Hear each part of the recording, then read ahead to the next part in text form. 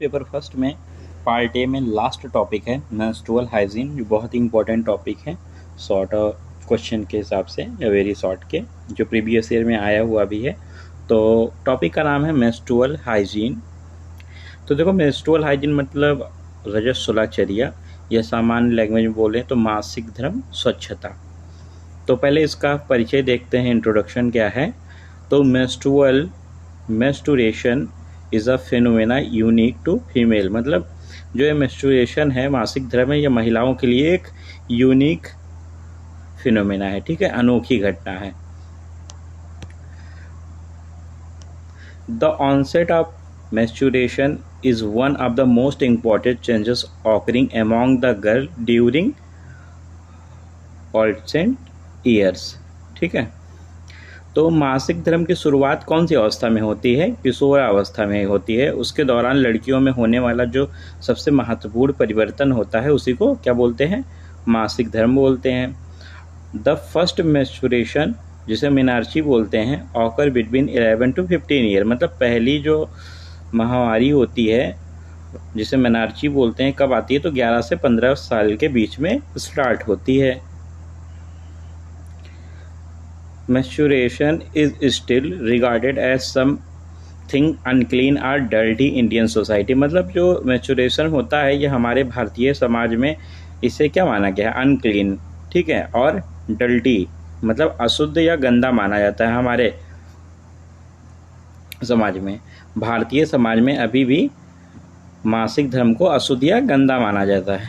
Although menstruation is a natural process, it is linked with several misconceptions and practices which sometimes result into adverse health outcome, मतलब जो मासिक धर्म होता है एक प्राकृतिक प्रक्रिया होती है, ठीक है, नेचुरल प्रोसेस होता है, और इसमें कई गलत धारणाओं और प्रथाओं से जुड़ा हुआ है। इसी कारण से इसके परिणाम स्वरूप जो होता है, कभी कभी स्वास्थ्य के प्रतिकूल परिणाम हो जाते हैं, ठीक है, एडवर्स हेल्थ आउटकम होते हैं, ठीक है, कभी कभी।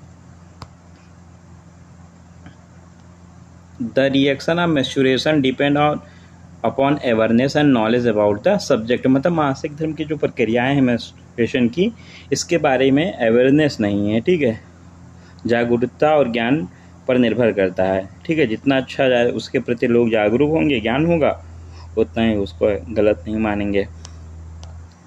अब देखो, hygiene related practices of women during menstruation are considerable importance as it health impact as term increase vulnerability to reproductive tract infection, मतलब मासिक धर्म के दौरान जो महिलाएं होती हैं उनके स्वच्छता संबंधी प्रथाएं काफ़ी महत्वपूर्ण हैं। क्यों? क्योंकि अगर वो नहीं करेंगे तो उनके जो प्रजनन पथ होता है, रिप्रोडक्टिव ट्रैक होता है, वहाँ पे इन्फेक्शन होने की, प्रजनन पथ में संक्रमण आरटीआई होने के चांसेस होते हैं। तो इसी संवेदनशीलता की वृद्धि के रूप में स्वास्थ्य पर प्रभाव भी पड़ता है, ठीक है, उसके हेल्थ पर इम्पैक्ट पड़ता है।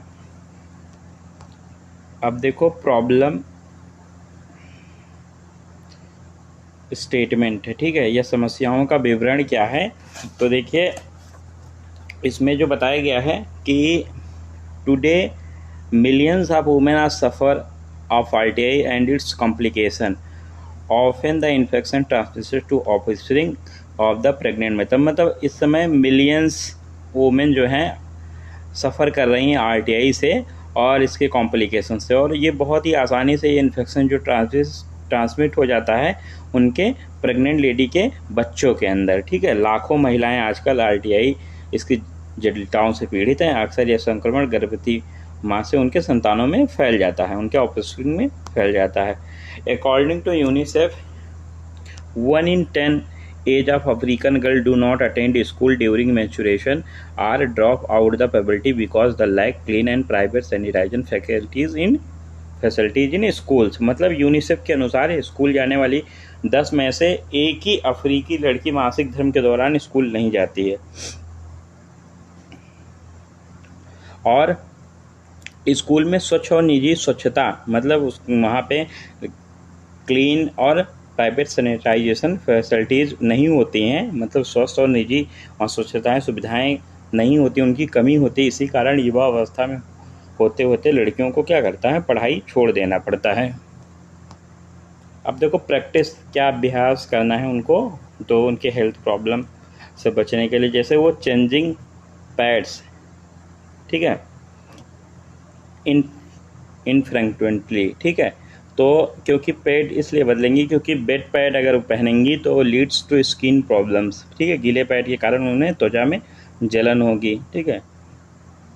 और अनप्रोटेक्टेड, अगर वो मेंस्ट्रुएशन के टाइम पे अनप्रोटेक्टेड सेक्स करती हैं, असुरक्षित यौन संबंध करती हैं, तो इससे रिस्क रहता है उनके अंदर फैलने की, संचरित होने की HIV और hepatitis B। 66%, 66% of girl know nothing about the menstruation until they start their menses. मतलब 66% ऐसी लड़कियां होती हैं जिनका मासिक धर्म मेंस्ट्रुअल साइकिल स्टार्ट हो जाती है और उससे पहले तक उनको उसके बारे में कुछ भी नहीं पता होता है।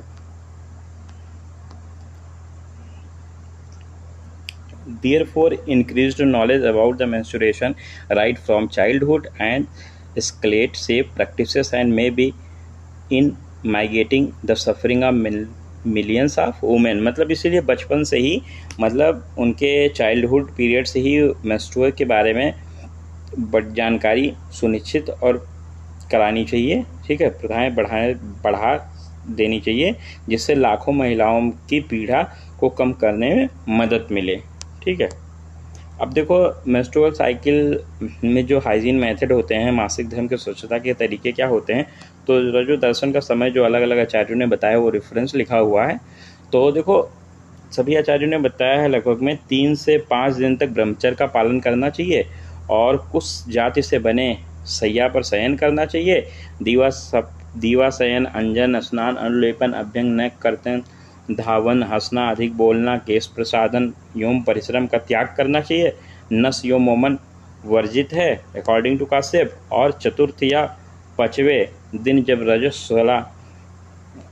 रजोकाल जब समाप्त हो जाए तो उसके सिर से स्नान करके उसको स्वस्थ वस्त्र धारण करके पुष्पादि माला धारण करना चाहिए।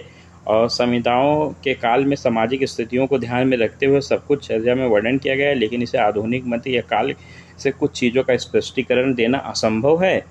तो इसलिए मासिक दिनों में स्वच्छता का महसूस करना, साथ में संक्रमण से बचने के लिए बहुत ज़रूरी है।